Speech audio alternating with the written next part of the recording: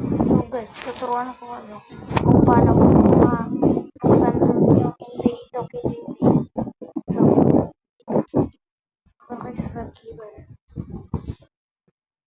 and download and extract here.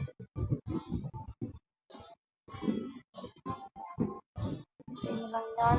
Pagkatapos, sa taas, hanapin nyo ito and copy.